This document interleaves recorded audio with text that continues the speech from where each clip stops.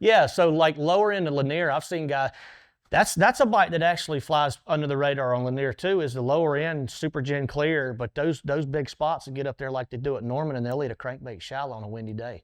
And there's some giants caught that way. Now, it's not like you're not going out there and catching 50, but you might go out there and catch 7 or 8 and have 20 pounds. But it's just a great way to catch big fish this time of year. The jigging spoon. All right, mainly this time of year, and I'm gonna show you a trick. There's a picture of it there. I'm using Hopkins style spoons. I love a War Eagle. War Eagle makes a good one. We got a couple different ones with Lunker Hunt. We actually got a little spade spoon that I use some. But 12 to 15 pound P-line tactical fluorocarbon, 3/8 to 5/8 depending on the depth and the fall rate that I want. You kind of let the fish dictate that. Now we have the beauty again of live sonar, most of us do. This is a deal that works on Hartwell. You can do it vertically. You can still catch them off your 2D sonar if you don't have live sonar doing this. But I use a 7-1 to 8-1.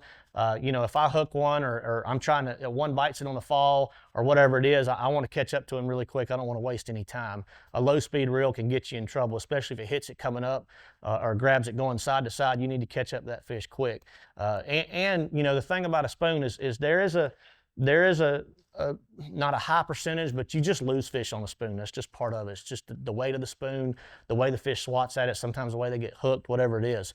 And I'm gonna show you a trick to kind of help that and maybe even catch you a double sometime. White, silver, gold, kind of my rules of thumb, and this is through experience. This is not set in stone necessarily, but this is just through my experience.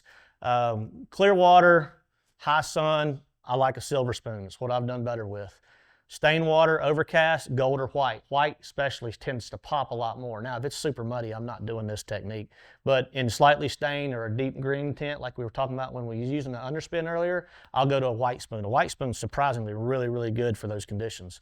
And I've caught them, I've switched those around and caught a few fish doing it. This is just the majority of the time and kind of my confidence deal and kind of my rule of thumb. Always a wide gap treble. Stinger hook, all right? I want to show you a trick. So there's a couple options on a stinger hook. This is actually illegal for us in Bassmaster, and to me, I don't agree with it, but doesn't matter what I say. Stinger hooks, you can do a lot of different things with a spoon. You can attach stinger hooks to your top split ring.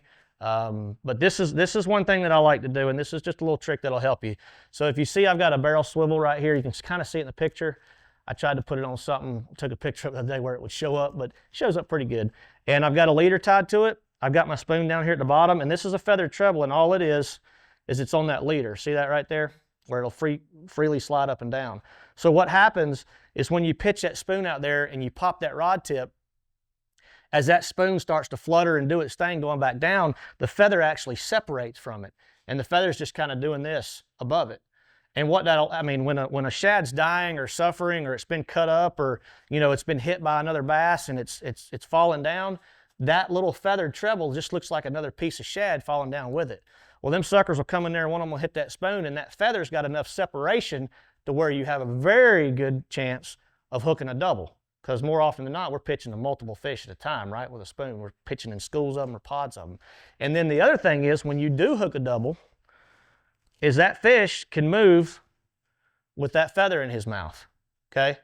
Which increases your landing percentage, which is a pretty neat deal. The very first time I ever used this technique was at Pickwick Lake, and the fish were on offshore, and I had hooked several on a spoon and lost them, and I was getting mad, and a buddy of mine had told me about this, and again, it's one of those confidence things. I hadn't even done it before. This was actually on a flutter spoon situation, but the same setup, just with a flutter spoon on the bottom. And my second cast with this sucker, I pitched it out there, and I hooked a 4-pound smallmouth on this feather and a 3-pound largemouth on the bottom spoon and was able to land both of them with no problem whatsoever.